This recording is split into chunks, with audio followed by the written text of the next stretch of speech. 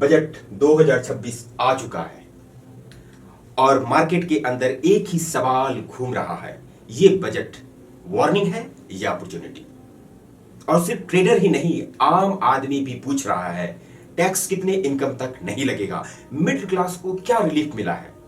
आज के इस वीडियो में मैं बजट 2026 को बहुत ही आसान लैंग्वेज में आपको समझाऊंगा कि ट्रेडर्स, इन्वेस्टर और नॉर्मल जॉब या बिजनेस करने वाले लोगों के लिए तो इस वीडियो को अंत तक जरूर देखना, क्योंकि लास्ट में मैं एक क्लियर गेम प्लान भी बताऊंगा।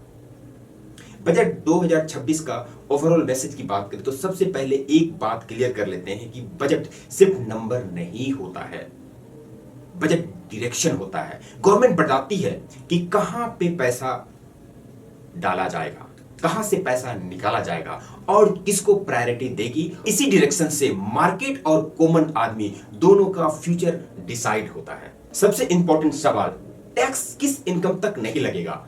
बजट 2026 में गवर्नमेंट ने मिडिल क्लास को रिलीफ दिया है।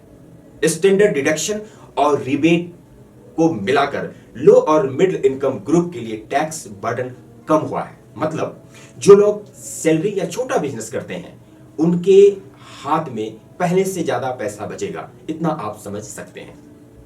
मिडिल क्लास को डायरेक्ट फायदा है। जी हां, इस बजट का फोकस क्लियर है कि मिडिल क्लास की स्पेंडिंग पावर को बढ़ाओ।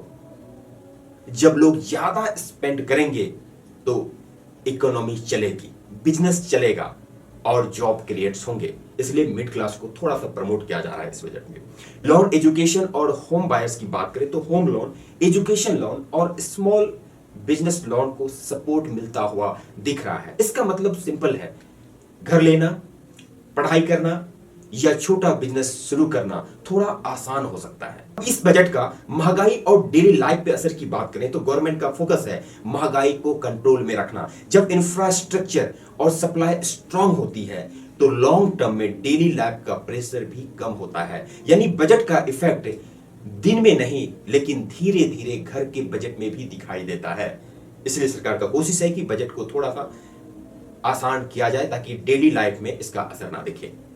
अब बात करते हैं ट्रेडर्स और इन्वेस्टर के लिए 2026 का बजट क्या वाकई वार्निंग है या अपॉर्चुनिटी। तो सीधी मैं बात बोलूं तो ये बजट दोनों है, वार्निंग भी है और अपॉर्चुनिटी भी है। जब मार्केट की बात होती है तो याद रखना मार्केट वही रहता है, सेक्टर रोटेट हो जाता है। तो इस बजट में भी अगर सेक्टर रोटेशन की बात करूं तो मार्केट सीधा ऊपर या नीचे नहीं जाता है, मार्केट सेक्टर रोटेट करता है। जैसे infrastructure, manufacturing, capital goods, PSUs related sector में मोमेंट देखने को मिल सकता है।